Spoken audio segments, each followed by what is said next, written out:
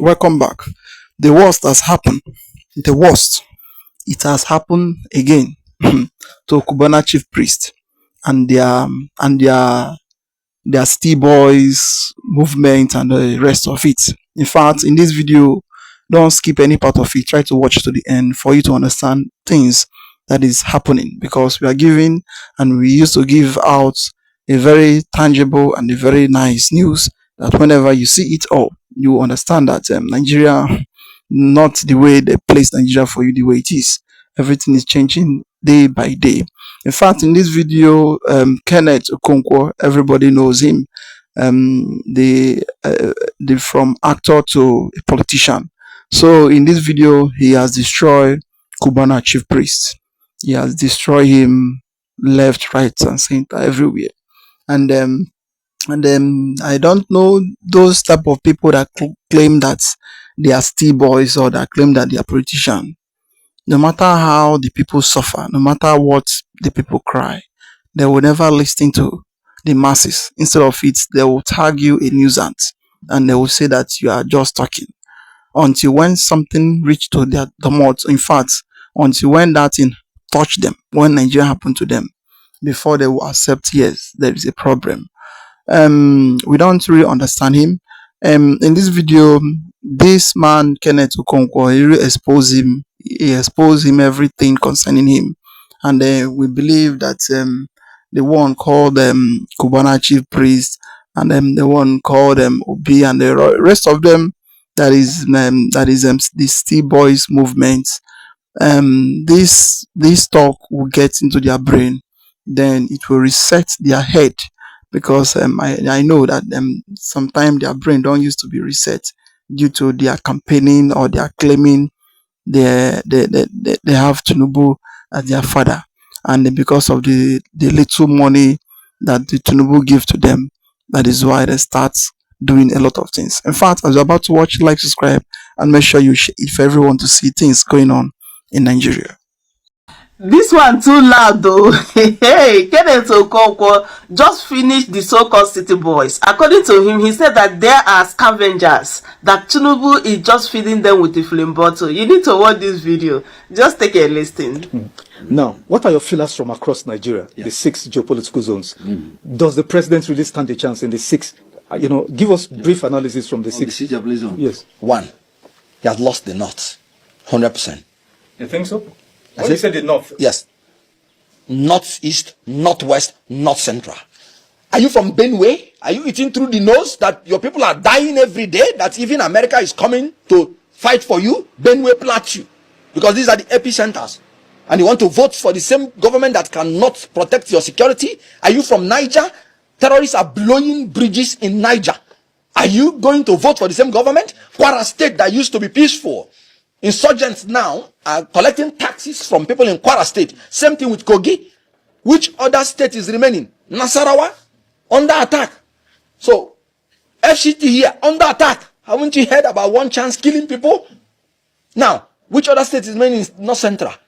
Kogi. Made up of Christians. That's what I'm saying. Nasarawa. I just told you what is happening in Niger, in Kwara, in every of the state. Who will vote for him? Then that means North Central is gone. Then Northeast.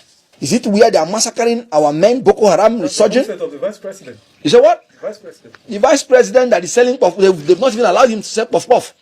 Now, the Muslim ticket, the ulamas have said that it is a haram to vote for Muslim ticket. So Northwest is gone. The Lakarawa is now in charge of Northwest. So is it Lakarawa you're going to vote for? Because a vote for Tinubu is a vote for Lakarawa. Down south now. Southwest, south. Good. Now, Southeast. Till today, we have only 2 substantive ministers. The Constitution said we should produce 5 at least. 1 per state. Good. We have only 2. Minister of Works. And the other minister. Because even the science and technology, that is the only 2. Ogun State has 3. The whole South has only 3 substantive ministers. Ogun State alone has 3. So are you saying that anybody with his right senses from Southeast or South will go and vote for Tinubu? Some of the leaders in Southeast, they say that they are doing Izumunne. and that they have endorsed Tinubu. If you heard it, when they said Izumunne, that's when I know that God even has a way of bringing out the truth from people when they don't know. In Igbo land, what we have is Izumunna or Izumuada, Izumuokpo. Izumunne is for children drinking milk from their mother's breast. So these people, without knowing it, has admitted that all of them are forming this thing, endorsing Tinubu because they are drinking from the feeding bottle of Tinubu. So it's for personal benefit. And now. they are scavenging on the rotten crumbs that falls from Tinubu's table. Can't you see how when people would say city boys, can't you see how the Igbos reject them? You know why? It's an insult to Ndi Igbo. Do you know why we wear our Isiago? We wear our Isiago because we go to hunt our food in dignity like the lions and we eat fresh meat. We don't scavenge like vultures. Those Izumunne politicians that purportedly endorse Tinubu, they are political scavengers that are scavenging from the rotten crumb that falls from Tinubu's table. They are political children drinking from the feeding bottle of Tinubu. We are Igbo. I would rather starve and die in dignity than to scavenge from the rotten crumb that fall from Tinubu's table. We are Igbo. We hunt for our food and we eat it fresh. We go to the streets and we hunt our food, even if it's selling pure water. We do it in dignity and we eat our food fresh as lions. We are not vultures. We are men and we discharge ourselves as men. Both women in Igbo land, they discharge themselves as men. That's why when you're a woman and you get to a certain level culturally, they will ordain you to become a man. We wear our Isiago. We eat our food that we hunt for ourselves. Throughout my life, it has been with my talent and skill that I hunt for my food and eat it fresh. I shall never, ever scavenge for rotten crumbs. I am Igbo and I'm blessed. Those people that say they have endorsed Tinubu, sorry, they are Tinubu slaves, not genuine Igbo people. But the Deputy Speaker of the House of Reps, Yes. Benjamin Kalu, says nobody has supported the East, Southeast like Tinubu, that he has funded Southeast Development Commission and all of that, so that's a counter narrative. But let's leave that. Two more. Well, thank you for telling me to leave that. Two more because questions. you have said he has funded. Let me see their projects. Two more questions. Yes. Scavengers, political scavengers. You have defended the opposition so strongly. You've spoken so passionately about opposition, the chances and all of that. In your heart of hearts, Kenneth Okonkwo, in your very heart of hearts, do you think ADC have what it takes? It has what it takes to unseat Tinubu 2027. You have asked this question like 3 times. I'm asking it again. For the umpteenth time. And I'm answering you for the umpteenth time, yes. Okay. And that is why they are jittery. Okay. What they want to do is to abort ADC, not to contest. Okay. As long as there is a contest, Tinubu is gone. Brilliant. Now, this is on a lighter note as we tidy up. I saw you yesterday at the home, the premises of Alhaji Atiku Abubakar. Oh, okay. Dancing at Tilogu so seriously, so nicely. I was like, wow, I didn't know my friend can dance like this.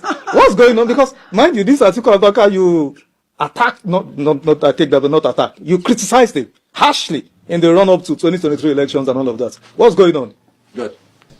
Atiku Abubakar was in PDP. Yes. I was in Labour Party. Were you expecting me to buy him a thank you card? That's why I said criticized. I took back the word. Thank you very much. I took that back. Which party is Atiku Abubakar this ADC. time? Which party I am? ADC. Good.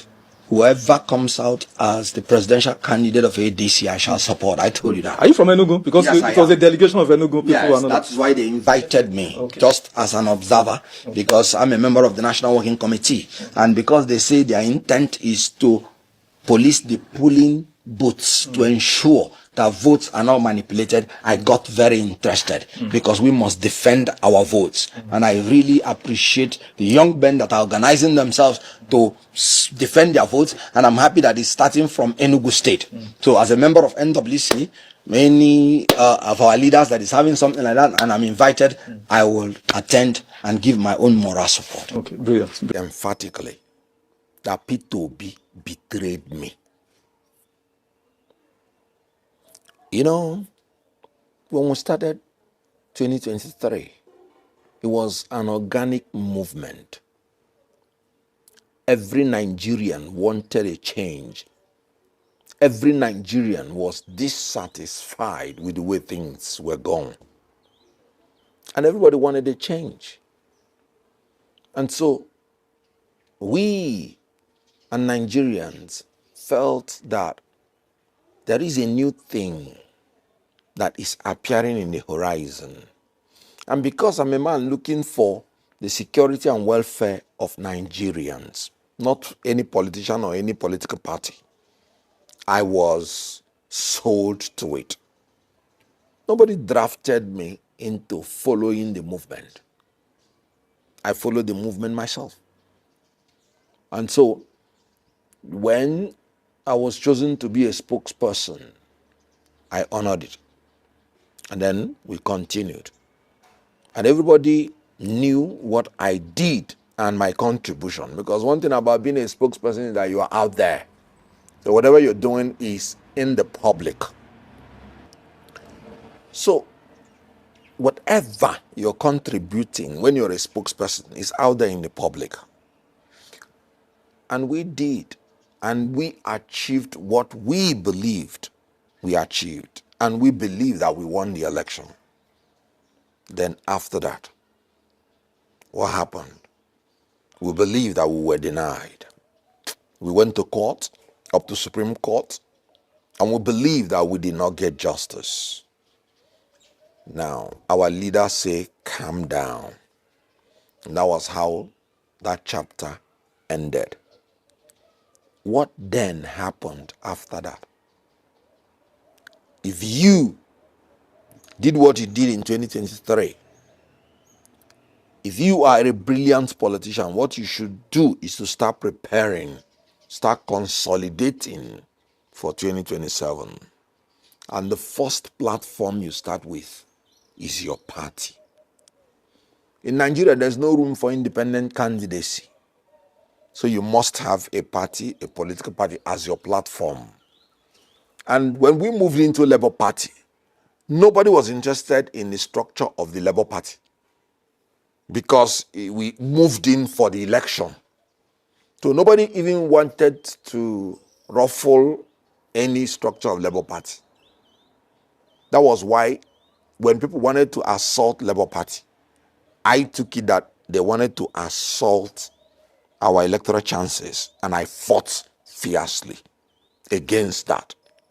When you hear all those other factions fighting Labour Party then, and we always succeeded. Then after that, there now came a convention where we needed now to start showing the world whether we are serious in building a virile democratic party or not. Whatever you told the world before 2023 will not matter in 2027 because there will be no new thing you will tell them. It is what you do from 2023 to 2027 that they will judge you with. And I raised the advice that we said we are fighting against the structure of criminality. We said we are better off even if we lose doing the right thing than winning doing the wrong thing. That this is the litmus test. And then when we entered into the convention, I, as the spokesperson, was not even informed about the convention. I saw it leaked when the letter was leaked in the social media. But because I was not interested in being an executive of Labour Party or being interested in any elective post, I was like, I wanted to keep quiet until Peter Obi himself came out publicly to say, the people that are doing this convention did not consult people. This convention should not go on. This convention should not go on. And then the convention went on after warning them. And then, knowing the consequence that a leader has said something and the people did not follow the leader. The next thing is that the leader ought to embark on doing something to ensure that his order was obeyed. I called P2B privately.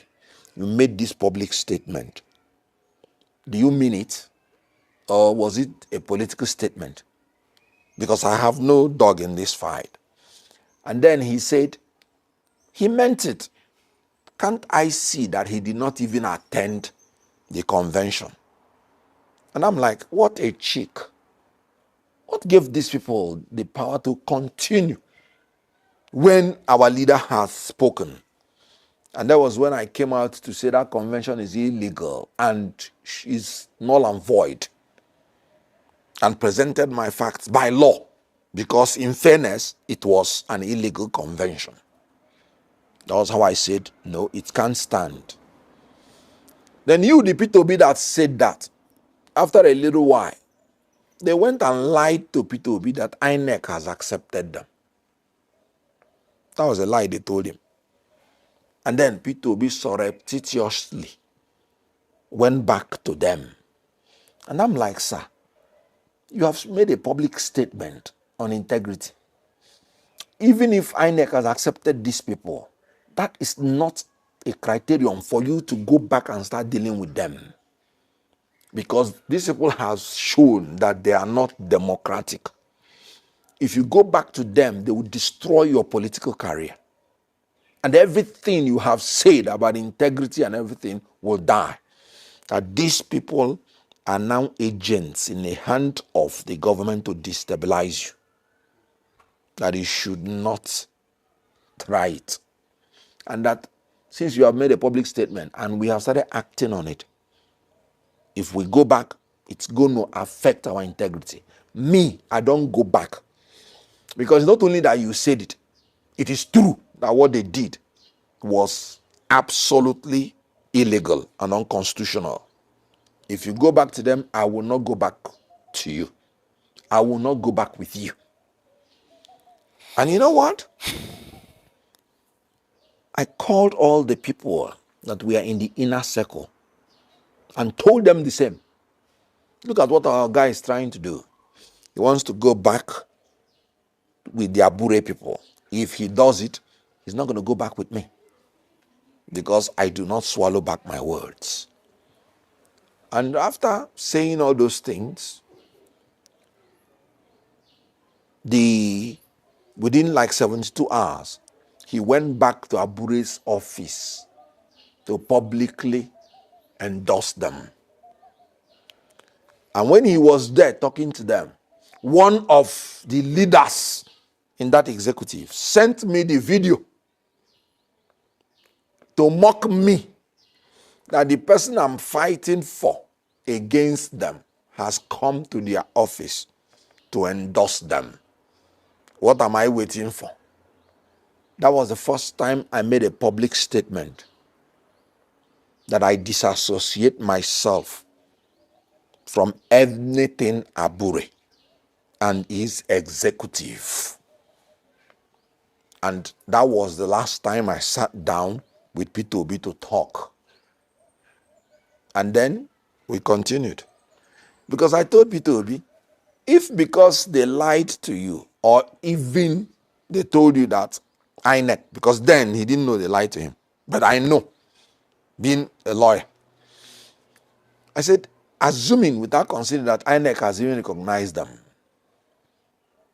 INEC recognized Tinubu, so why not let us go back with him? So I told him, because one philosopher, Alan Kasdan, he said, never compromise your principles, even if it will lead to difficulty in the short term. Never compromise your principles, even if it will lead to problems, to difficulties in the short term. That's my policy. So, if INEC recognize them and you know they did the wrong thing and you want to go with them, then you are a politician of convenience, not a politician of conviction.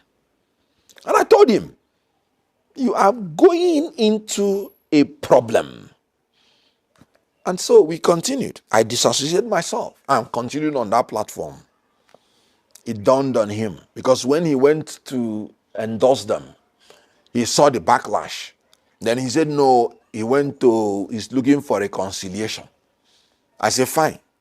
That is still a very good escape route for him if he can, maintain it and distance himself from them. It was when INEC now publicly disassociated itself from Julius Aburi. That was when Obi now came out and became neutral.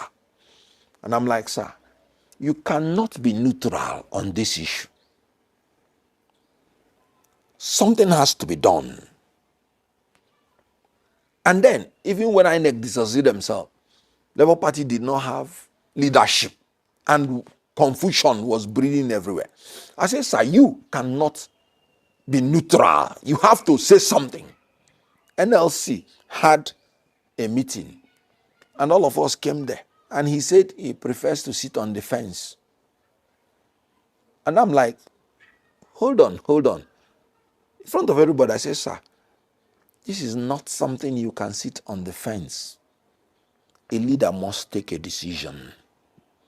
And he insisted he prefers to sit on the fence. And I said, okay.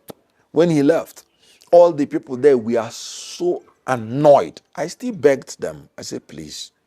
Because I know that his political career is on the line. I still begged them. I said, please, let's write a letter to him and still give him time to take decision. Because everybody wanted to implement whatever is his wish. Because people were fighting for him. We wrote a letter to him and still gave him some time. He still did not reply at all. That was when we came up with the caretaker committee idea. It was my brainchild. I went into the constitution and I told them, the NWC having been rejected, this is the only choice we have legally. And that was how it was carried. And Alex Oti, the governor Alex Oti, took it upon himself because he's a more decisive person. And then organized the Woman Here trip where they, chose and Obi came and announced the caretaker chairman. After that day, Julius Abure people went to court. Obi even told them that if they go to court and win, he will support them. After he's announcing the caretaker committee. And they went to court and won. And Obi abandoned the caretaker committee and started working with them. I was still maintaining my stand. I still told the whole world. I said the High Court decision is not according to the law. Because I'm a minister in the Temple of Justice. And our first rule in professional conduct is that we are trained to uphold the rule of law. Abure went to Court of Appeal, as in the caretaker committee went on Court of Appeal. And Abure won. By then, Obi had made up his mind that these people are the authentic one. And he was working with them.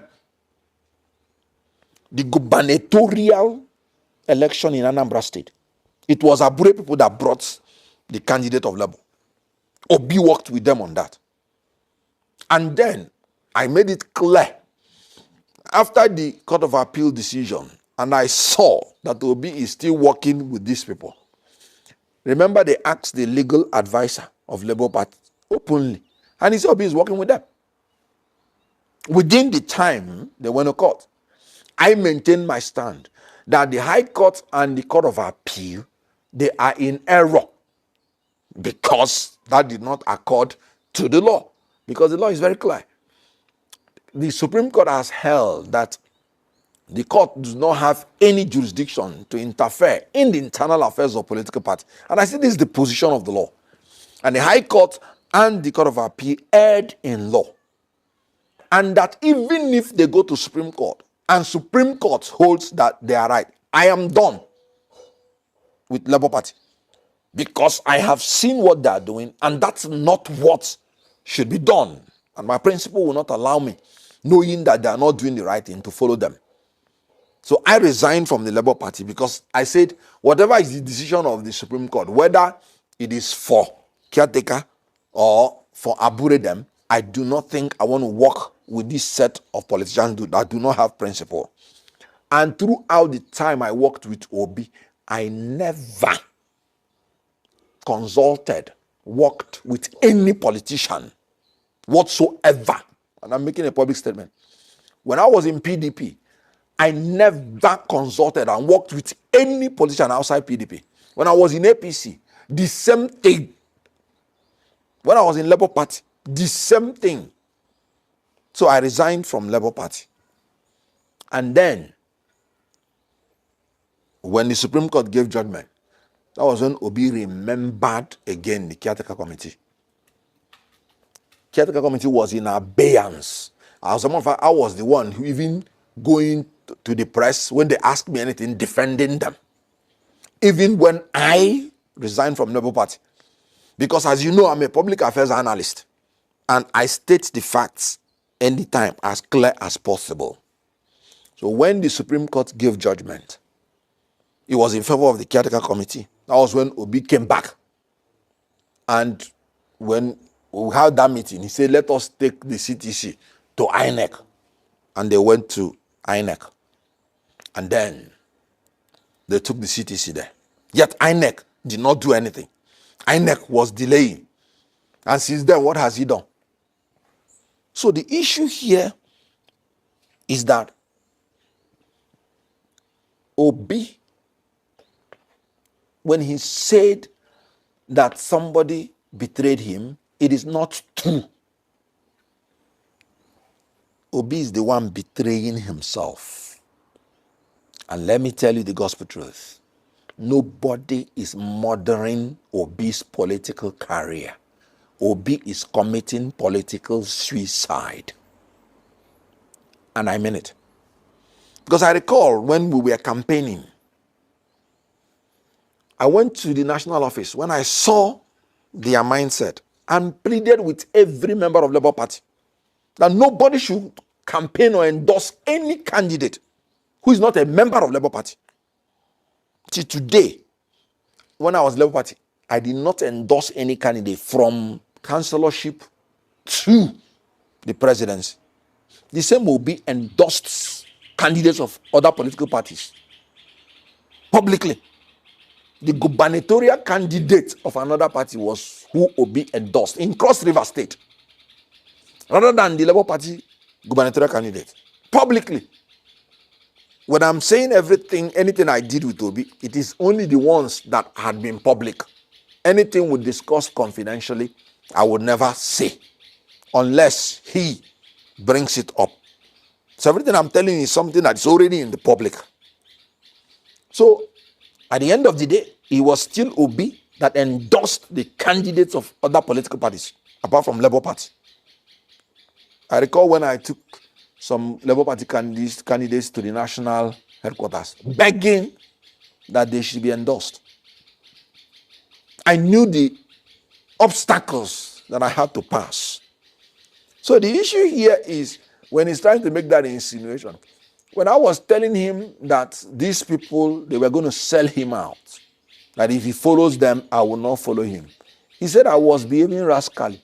I was trying to make him I'm in a haste, that I'm suggesting, trying to make insinuations, because he likes to make insinuations.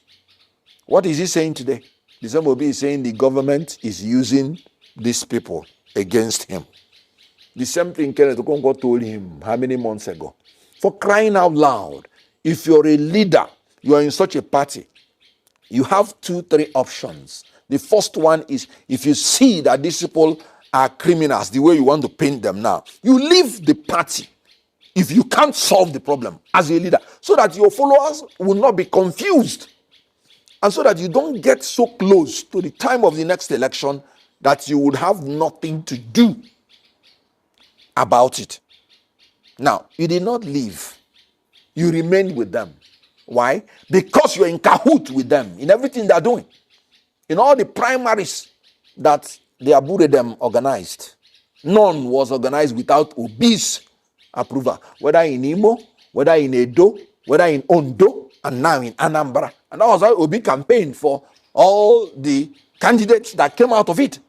So you're in cahoot with these people in private. In public, you want to paint another image. No, you're just being a politician of convenience, not a politician of conviction. So where does Kenneth Okonkwo come into this? When I couldn't take it anymore, I left. And before leaving, I had nothing to do with any politician. Nothing. So the issue here is that a P2B, you're not a team player. You're not a great manager of political issues. And you're looking for your problem outside you. I told him that whatever happens to Labour Party has happened to his political career. Because anytime you're stepping out into a coalition, the destiny of your political future is no longer in your hands. Because you have to subordinate your own interest to the interest of the coalition.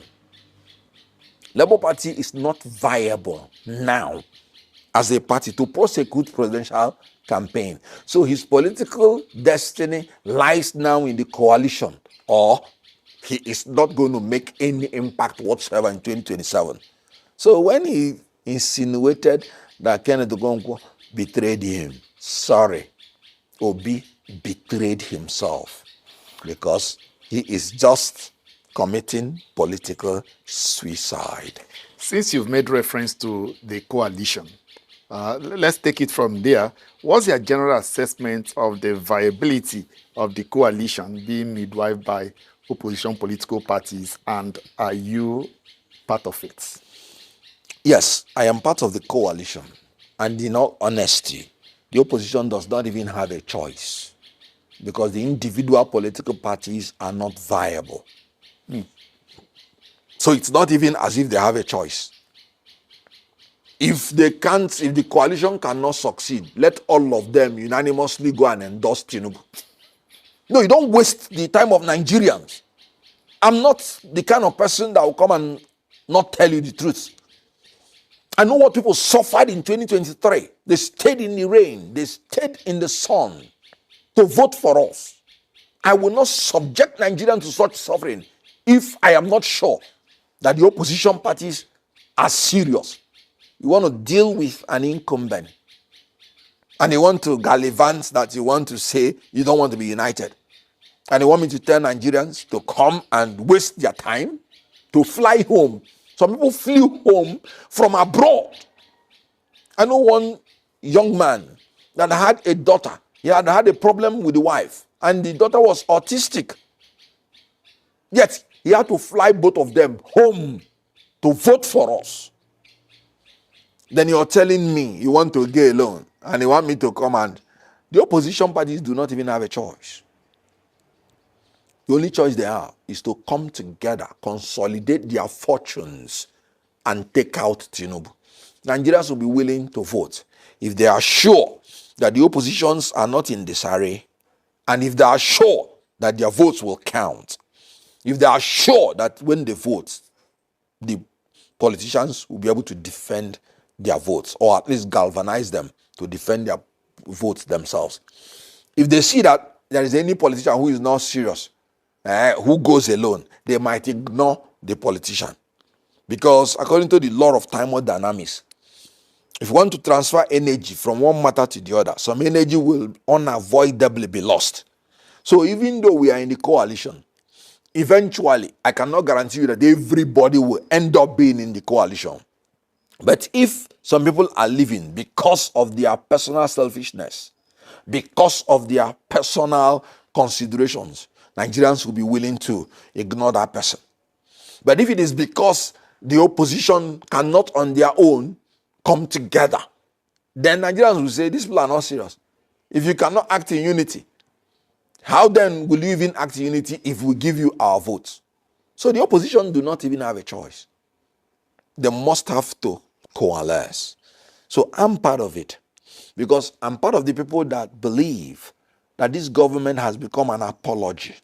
You know, when people are arrogantly disorderly, and unconscionably evil. That's what this government has become. I am telling you. How do you explain that hundreds of people are massacred in Benue under your nose? And the governor is shouting, crying, telling you what is happening. And yet, you do not move in immediately. When one person, an American, was held in Niger State in Nigeria, they deployed all their resources to rescue the person.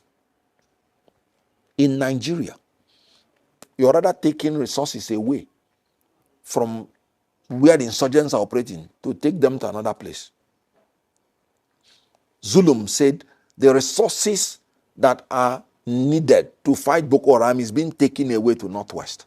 And that is why the insurgency is resurfacing.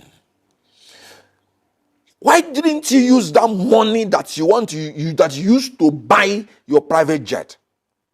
Why didn't you use it to buy those resources you need for the Northwest, at least as a matter of priority, to prioritize the life and welfare of your citizens? You can still get a private jet when things are sorted out. Why would it be your first priority? After you're removing fuel subsidy, that people are paying 1,000 naira plus for what they were paying 100 naira plus. And you're telling me it was a wise thing you removed subsidy. No, it was a wicked thing. It was not a demonstration of wisdom. It was a demonstration of wickedness. Because people that were earning 30,000 and you increase this fuel first before increasing their salary, how would they survive? So it is not anything secret that we have more malnourished children in Nigeria now than in war-torn Sudan. It was as a result of the wicked policies of making transportation unaffordable. Farmers cannot go to farm because of insecurity. And then you are not prioritizing their security and welfare, but prioritizing the welfare of yourself, your family, and your cronies. You are giving a project of 15 trillion naira for your family business without competitive bid. Then you will renovate, because what Tinubu is doing now is refurbish and rename. They will refurbish existing structure and rename it after Tinubu. A structure built by IBB, the International Conference Center, with 240 million naira. You refurbished with 39 billion naira and you named it after yourself. So also other infrastructure. That's not wisdom. That's wickedness. So I want you to understand that the coalition needs to come in now to salvage this country, because we are heading towards Armageddon. And this is the government that has the audacity to lie. If the inflation figure is going too high, they will rebase it and tell you it's no longer 34, it's 24 by rebasing. So the coalition is very important, and Nigerians are waiting for the coalition.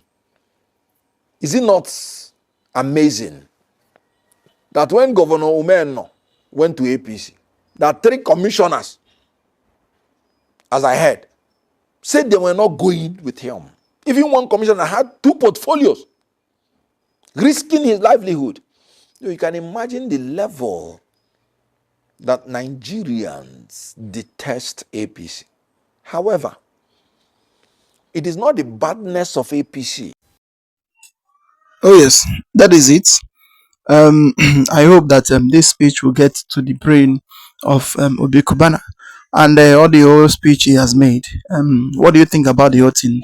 I would like to hear your comment down below. Like, subscribe, and share it for everyone to see what is going on in Nigeria. We say thank you for watching.